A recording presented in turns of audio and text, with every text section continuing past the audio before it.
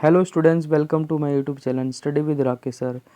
आज मैं आपके लिए लेकर आए हैं class 12 political science first term second book first chapter challenges of nation building, यानी कि राष्ट्र निर्माण की चुनौतियाँ।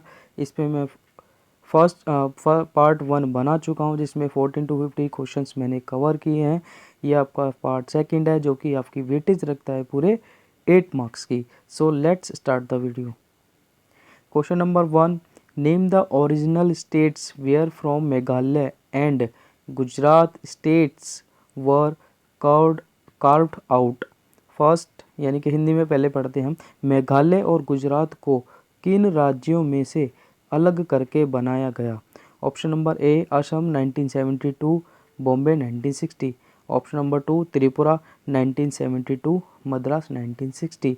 So option number 1 will be the correct answer, यानी कि जो मेघालय जो बनेगा वो किस में से बनेगा बच्चों? वो असम में से बनेगा 1972 में। देन जो गुजरात बनेगा वो बॉम्बे से बनेगा 1960 में।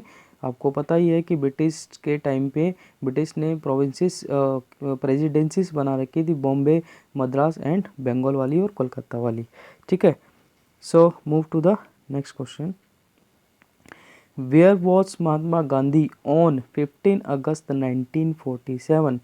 First option New Delhi, second Bengal, Kolkata. 15 अगस्त 1947 को महात्मा गांधी कहाँ थे? देखिए, मैंने बच्चों ये क्वेश्चन इसलिए बनाया है क्योंकि जिस टाइम पे हम अपनी इंडिपेंडेंट को सेलिब्रेट कर रहे थे, है ना, 14 to 15 जो अगस्त था, मिडनाइट में, ठीक है, जश्न चल रहा था न्यू दिल्ली में। लेकिन वहीं क्या बोलते हैं, बंगाल में, कोलकाता में क्या हो रहे थे? कम्युनल राइट्स, यानी कि सांप्रदायिक दंगे हो रहे थे, हिंदू मुस्लिम वाले। ठीक है, सो इन दंगों को कैसे रोकने के लिए महात्मा गांधी जी खुद कहाँ जाते हैं? कोलकाता में जाते हैं। ठीक है, सो इसका आंसर अब डिस्कस में हो ही गया है, तो ऑप्शन नंबर 2 यानी कि कोलकाता, यानी कि बंगाल में महात्मा गांधी ऑन 15 अगस्त 1947 को यहाँ पे सेलिब्रेट नहीं कर रहे थे, बल्कि पूरे इंडिया में क्या हो रहा था बच्चों? पूरे इंडिया के अंदर कम्युनल राइट्स यानी कि दंगे, सांप्रदायिक दंगे हो रहे थे। Move to the next question. Question number 3. When and by whom Mahatma Gandhi killed? Mahatma Gandhi की हत्या कब और किसके द्वारा की गई? ऑप्शन नंबर 1 30 जनवरी 1948 नाथूराम गोडसे। ऑप्शन नंबर 2 31 जनवरी 1949, यानी कि 31 जनवरी 1949। तो option number A correct option होगा। ऑप्शन नंबर ए यानी कि महात्मा गांधी जी की जो डेथ होती है वो दिल्ली में होती है, बिरला हाउस में। ठीक है, और किसके द्वारा की जाती है? वो नाथूराम गोडसे के द्वारा की जाती है। ठीक है, ये आपकी टेक्स्ट बुक का ही आपका ही मैंने कटिंग लगाई है यहाँ पे, इसमें आप दे सकते हैं। तो option number 1 will be the correct answer. Move to the next question. Question number 4. Which organisation is banned after death of Gandhi? जैसे ही गांधी जी की मृत्यु होती है और ये सब बताया जाता है कि जो नाथूराम गोडसे था वो आरएसएस और मतलब जो भारतीय जनसंघ थी उससे जुड़ा हुआ था, तो इमिडिएटली क्या करते हैं, किस ऑर्गेनाइजेशन को वो बैन कर देते हैं? कौन? Central government. तो ऑप्शन नंबर ए राष्ट्रीय स्वयंसेवक संघ, यानी कि जिसको बोला जाता है आरएसएस, और दूसरा होता है हिजबुल्लाह। ठीक है, तो गांधी की मृत्यु के बाद किस संगठन पर प्रतिबंध लगा दिया गया है, यानी लगा दिया जाता है? तो ऑप्शन नंबर ए यानी कि राष्ट्रीय स्वयंसेवक संघ, यानी कि आरएसएस पर क्या लगा दिया जाता है?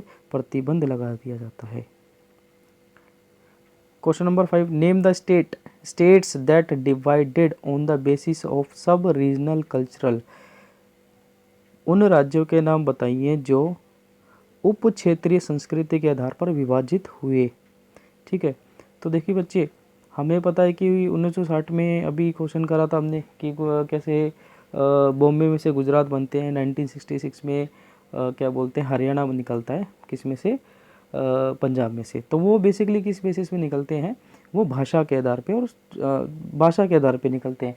लेकिन यहाँ पे कुछ राज्यों का क्या हुआ है, वो उप क्षेत्रीय संस्कृति के आधार पर क्या हुआ है? बंटवारा हुआ है, यानी कि निकले हैं वो। ठीक है, तो उप क्षेत्रीय संस्कृति यानी कि सब रीजनल, यानी कि मान लीजिए अगर पहले ऑप्शन पे टिक करते हैं हम, option number 1 Jharkhand, Chhattisgarh and Uttaranchal, option number 2 Jharkhand, Telangana and Uttaranchal. तो इसका option number A correct answer होगा बच्चों, झारखंड, छत्तीसगढ़ एंड उत्तरांचल। देखिए झारखंड किस में से निकला है, तो झारखंड निकला है बिहार में से। किस में बच्चों, बिहार में से।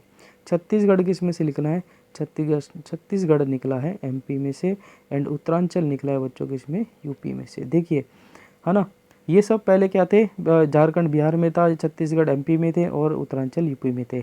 तो ये सब रीजनल पे निकले हुए। सब रीजनल का मतलब होता है कि वहीं पर ही, उसी जगह पर ही और दूसरी संस्कृति या कल्चरल था, इस वजह से उनको क्या हुआ, अलग राज्य बनाना पड़ा। ऐसे अभी जैसे असम में से बोडो जातियां हैं, जनजातियां, वो भी अभी क्या कर रही है, डिमांडिंग कर रही है फॉर द न्यू स्टेट। ठीक है, तो option number 1 will be the correct answer.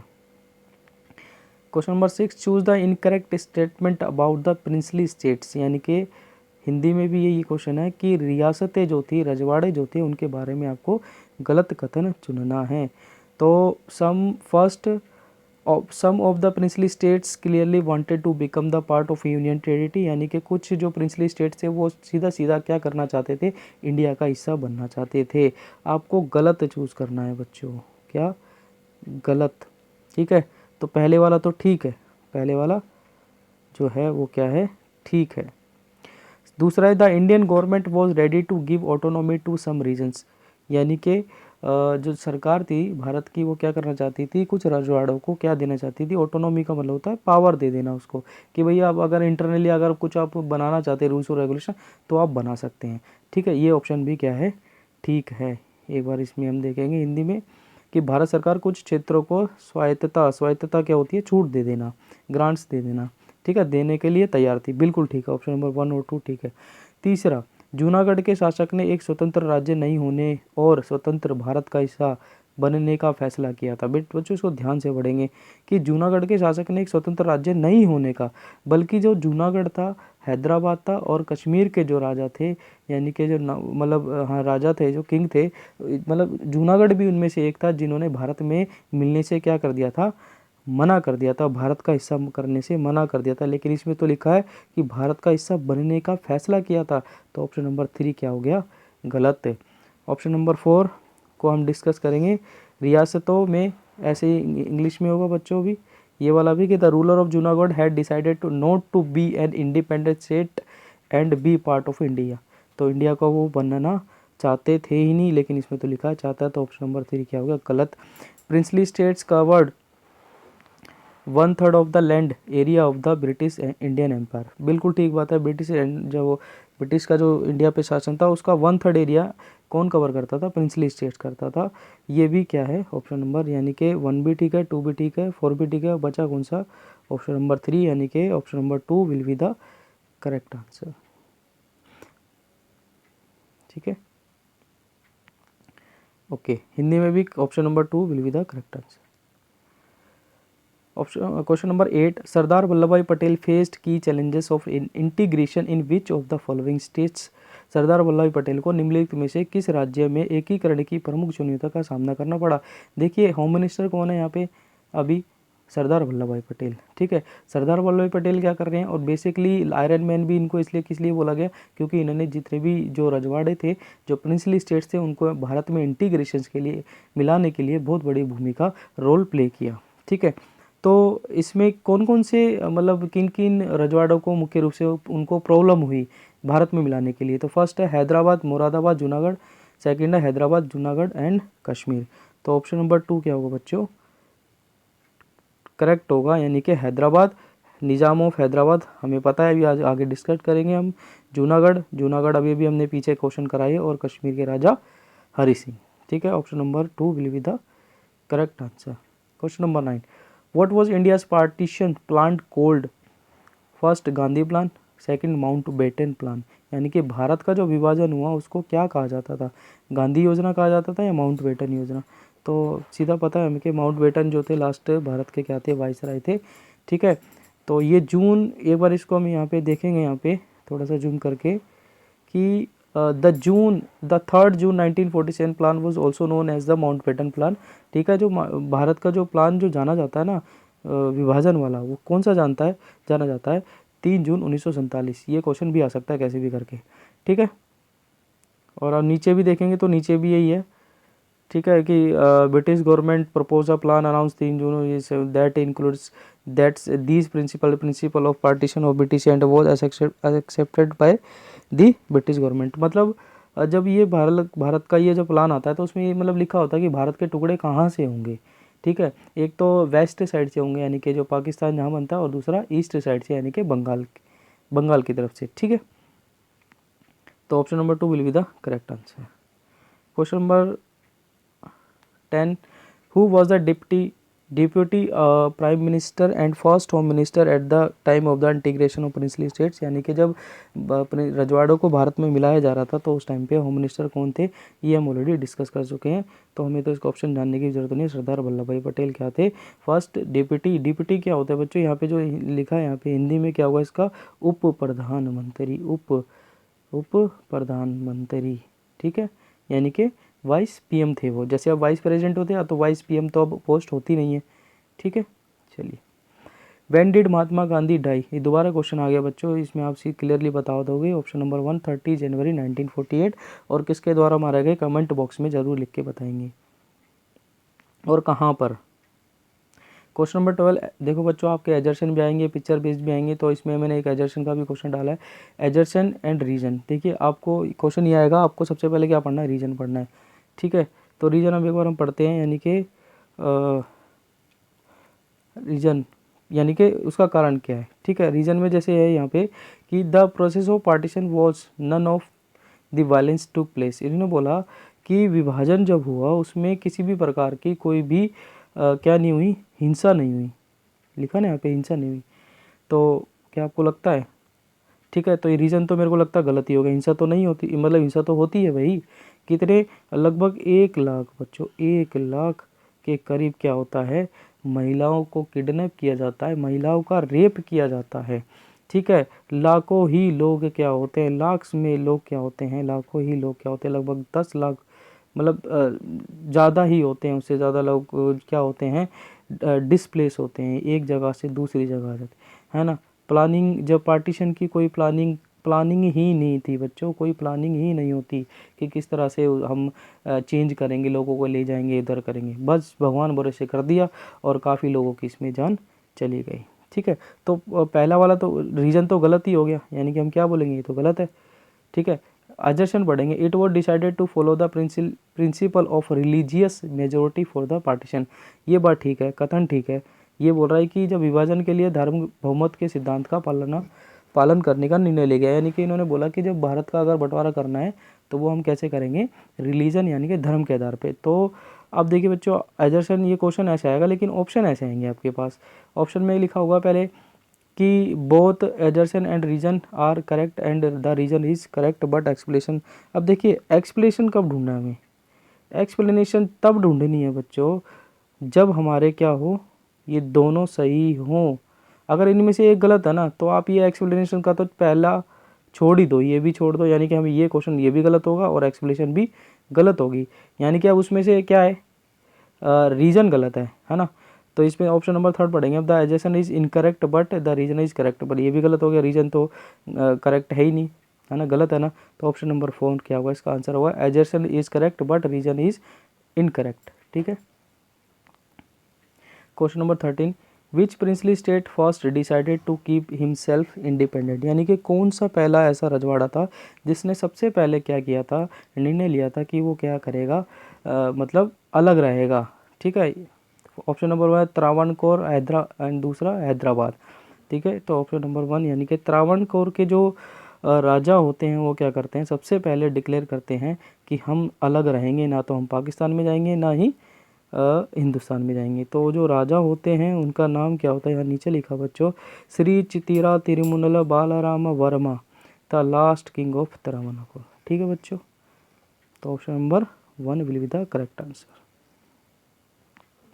Question number 14, which ruler did not want to join the constitute assembly.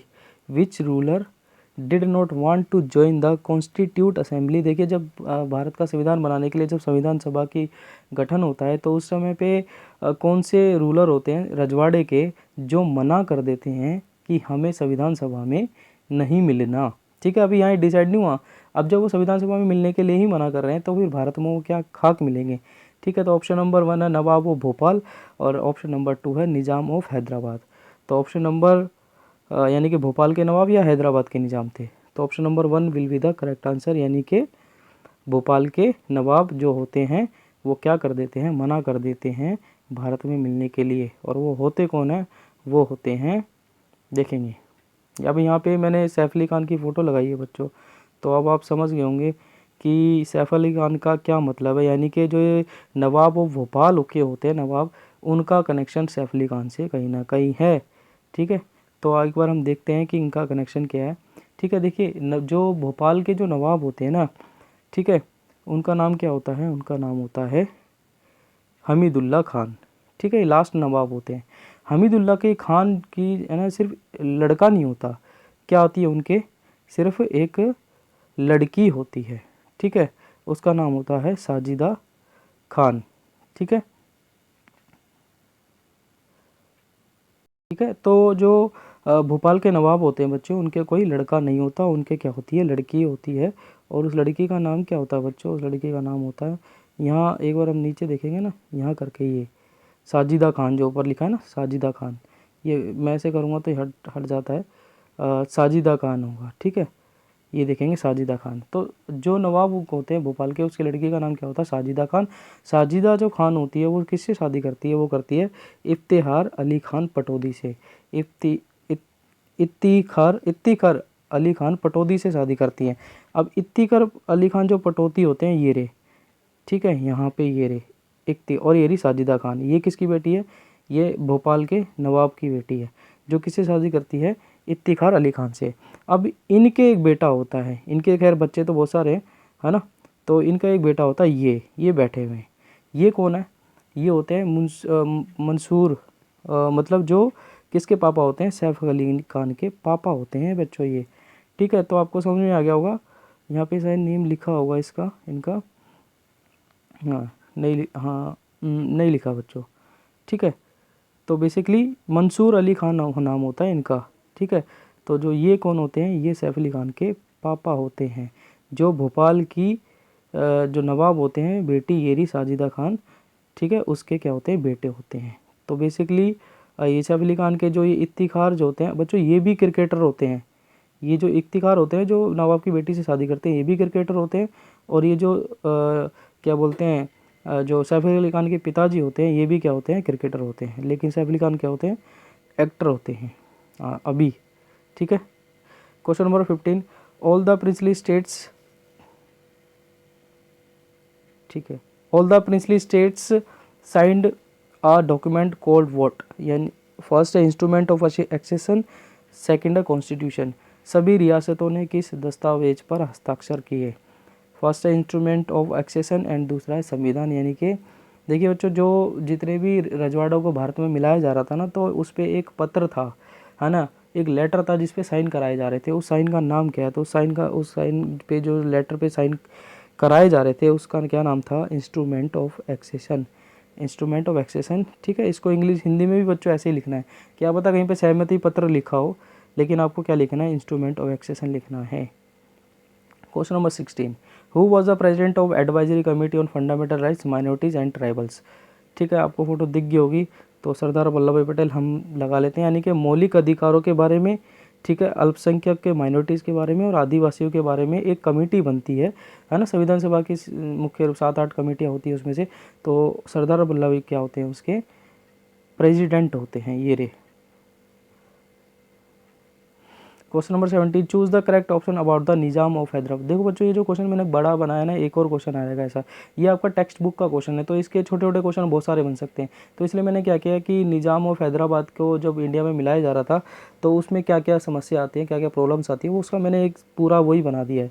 ठीक है, तो एक बार रीड करते हैं कि आपको चूज़ करना है correct option about the Nizam of Hyderabad, यानी कि जो हैदराबाद के निज़ाम थे ना, उसके बारे में उसने क्या क्या किया, ठीक है। तो फर्स्ट है Nizam of Hyderabad agreement with India in November 1947 for a while negotiation with the Indian government where were going on. ठीक है, यानी कि ये कह रहे हैं कि जो हैदराबाद के निजाम थे उन्होंने भारत में मिलने के लिए 1947 में क्या कर दिया था, हम समझौता कर लिया था।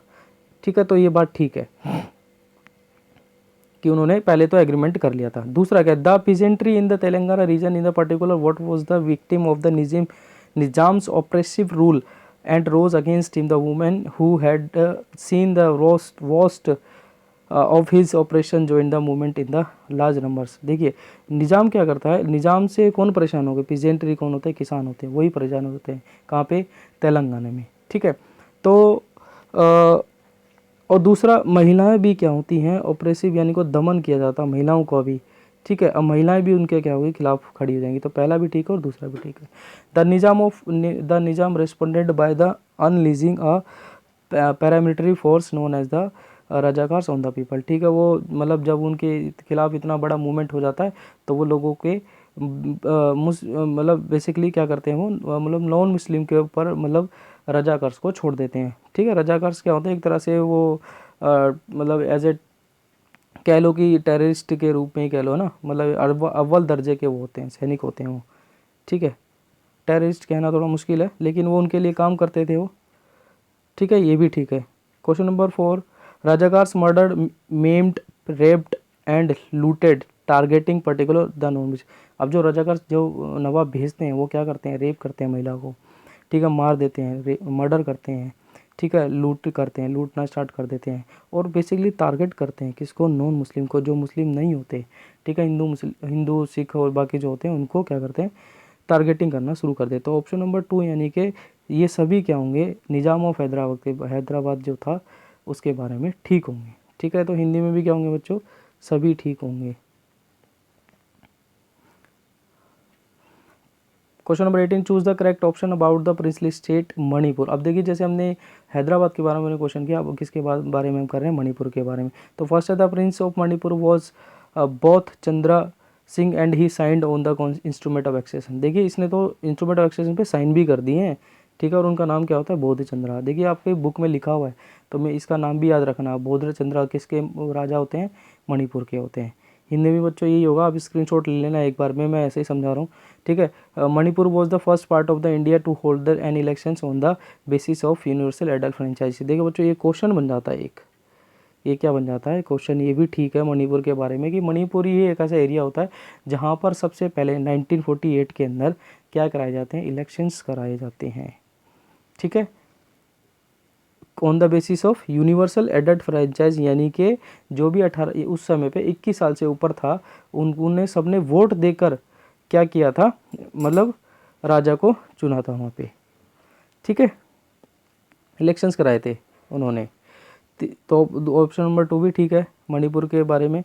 तीसरा है Congress wanted to merge the Manipur in India but some political parties opposed it. यानी कि जो कांग्रेस पार्टी थी ना मणिपुर की, वो तो चाहती थी कि मणिपुर कहाँ मिल जाए, भारत में मिल जाए, लेकिन कुछ पॉलिटिकल पार्टीज थी उन्होंने क्या कर दिया, इसको मना कर दिया। ये भी ठीक है।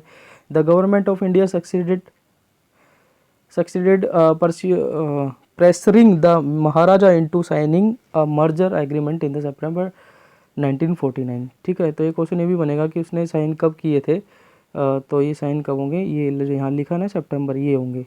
ठीक है, यानी कि इंडिया ने, जो भारत की सरकार थी उसने क्या किया, महाराजा के ऊपर क्या कराया, प्रेशर बना दिया कि भैया अब आपको साइन करने ही पड़ेंगे। तो बच्चों इसमें सारे ऑप्शन क्या होंगे, ठीक होंगे about the Manipur princely states. ठीक है, तो ऑप्शन नंबर 2 यानी कि 1 2 3 4 क्या होंगे, करेक्ट आंसर। और हिंदी में भी क्या होगा बच्चों, ऑप्शन नंबर 2 यानी कि सभी क्या होंगे, ठीक होंगे। Question number 19, after which Congress session did the Congress agree that the reorganisation of the state would be on the basis of language. Congress के किस अधिवेशन, ठीक है, अधिवेशन बच्चों क्या होती है, एक तरह से हम कह देंगे मीटिंग। क्या होती है बच्चों, मीटिंग होती है, बैठक होती है। ठीक है, इनके अधिवेशन होते थे। के बाद कांग्रेस इस बात पर सहमत हुई कि राज्यों का पुनर्गठन भाषा के आधार पर होगा।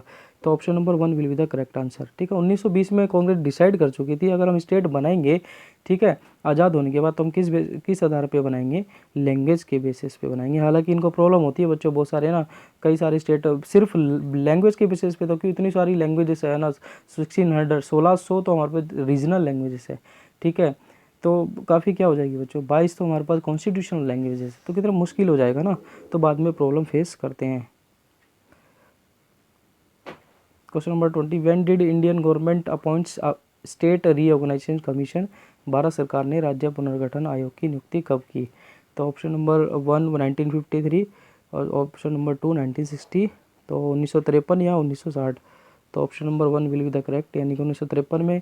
देखिए अब जब भारत आज़ाद होगा तो उसमें क्या होगा कि भारत वही प्रेसिडेंसीज होगी, जो हैदराबाद होगी बहुत बड़ी होगी, हैदराबाद तेलंगाना, आंध्र प्रदेश, तमिलनाडु, कर्नाटक, इतने बड़े एरिया को कवर कर रही थी। ठीक है, तो अब लैंग्वेज के बेसिस पे बनाना था। आंध्र प्रदेश पहला भी स्टेट होता है जो लैंग्वेज के बेसिस पे स्टेट बनता है। ठीक है, तो इसके लिए क्या करती है, जो सरकार होती है ना, केंद्र सरकार, ठीक है, नेहरू की सरकार, वो क्या करती है, एक अपॉइंट कर देती है किसको, कमीशन को। उसको, उस कमीशन का नाम क्या होता है, इसको शॉर्ट में बच्चों बोलते हैं SRC, यानी कि स्टेट रीऑर्गेनाइजेशन कमीशन, यानी कि राज्य पुनर्गठन आयोग। ठीक है, उसकी स्थापना कब करते हैं, 1953 में। तो इसका option number 1 will be the correct answer. Question number 21, fill in the blanks. On the basis of its report the states reorganisation commission act was passed in, this led to the creation of dash and dash union territories. देखिए बच्चों, जब ये जो अभी पीछे वाला question क्या है, स्टेट SRC जब बन जाता है, स्टेट रीऑर्गेनाइजेशन कमीशन, राज्य पुनर्गठन आयोग, तो वो अपनी रिपोर्ट दे देता है और उसमें वो क्या करता है, इसमें आपको फिल करना, वो क्या करता है, 14 तो राज्य बना देता है और 6 क्या बना देते हैं, यूटीज़ बना देते हैं। तो यहाँ पे 14 राज्य आ जाएंगे और 6 यूटीज़ क्या होती है, जहाँ पे केंद्र शासित होते हैं, यानी कि जहाँ पे सेंट्रल गवर्नमेंट की चलती है। ठीक है, question number 22, which state was created in 1966 for Hindi speaking people from Punjab. ठीक है, फर्स्ट, यानी कि 1966 में पंजाब के हिंदी भाषी लोगों के लिए कौन सा राज्य बनाया गया था, पंजाब में से। अब देखिए पंजाब में से तो बेसिकली क्या, हिमाचल प्रदेश भी कहाँ से बना है, हिमाचल की बात करेंगे हम तो वो भी कहाँ से बना है, वो भी पंजाब में से बना है। ठीक है, लेकिन हिंदी के लिए अलग से, लैंग्वेज के लिए अलग से स्टेट बनाया जाता है। ऑप्शन नंबर ए हरियाणा, ऑप्शन नंबर 2 झारखंड। तो क्या बनाया जाता है बच्चों, हरियाणा बनाया जाता है। कब, 1966 में। कैसे भी क्वेश्चन पूछ सकते हैं आपसे। Question number 23, which new state was formed from Andhra Pradesh on 2 जून 2014, यानी कि अभी 2014 में जून में आंध्र प्रदेश से एक नया स्टेट बना, उसका नाम क्या है, तेलंगाना, सेकंड उत्तराखंड। तो ऑप्शन नंबर 1 करेक्ट आंसर होगा तेलंगाना। उत्तराखंड जो है बच्चों, जिसको उत्तरांचल भी बोलते हैं, ठीक है, उत्तरांचल भी बोलते हैं, जो कि 2000 में बना था। 3 स्टेट बने थे, झारखंड, छत्तीसगढ़ और उत्तरांचल, यानी कि Uttarakhand. Question number 21, choose the correct option about the demanding to create a new state. ठीक है, यानी कि देखिए अभी भी क्या है कि देखिए मैंने अभी बात की थी ना कि लैंग्वेज के बेसिस पे क्या कर रहे हैं, भाषा के आधार पे क्या बना रहे हैं, स्टेट बना रहे हैं। तो भैया सरकार को समस्या आएगी, क्योंकि 1600 तो लैंग्वेज ही हमारे पास रीजनल लैंग्वेज है। तो अभी जैसे महाराष्ट्र में, अगर हम इसको, आपको ना करेक्ट ऑप्शन चूज़ करना है। ठीक है, करेक्ट यानी कि जहाँ पर डिमांड हो रही है किस चीज़ के लिए, न्यू स्टेट के लिए, नए राज्य को बनाने के लिए डिमांड हो रही है। तो क्या महाराष्ट्र में विदर्भ की मांग हो रही है, वेस्ट उत्तर प्रदेश में हरित प्रदेश की मांग हो रही है, वेस्ट बंगाल में नॉर्थन रीजन की मांग हो रही है, यानी कि महाराष्ट्र में विदर्भ की हो रही है क्या, पश्चिम उत्तर प्रदेश में हरित प्रदेश की हो रही है क्या, या फिर पश्चिम बंगाल में उत्तरी क्षेत्र की हो रही है। तो भैया इन सभी में क्या हो रही है, डिमांडिंग अब हो रही है कि भाई महाराष्ट्र में विदर्भ बनाया जाए, वेस्ट उत्तर प्रदेश में हरित प्रदेश बनाया जाए, वेस्ट बंगाल से नॉर्थन रीजन यानी कि उत्तरी क्षेत्र बनाया जाए। तो सब तीनों ही में से क्या हो रही है, अभी भी डिमांड चल रही है at present. So thanks for watching, don't forget to like, share, comment and subscribe. 12th class के स्टूडेंट को शेयर करना ना भूले। सो मेरा चैनल है study with Rakesh sir. So thank you so much.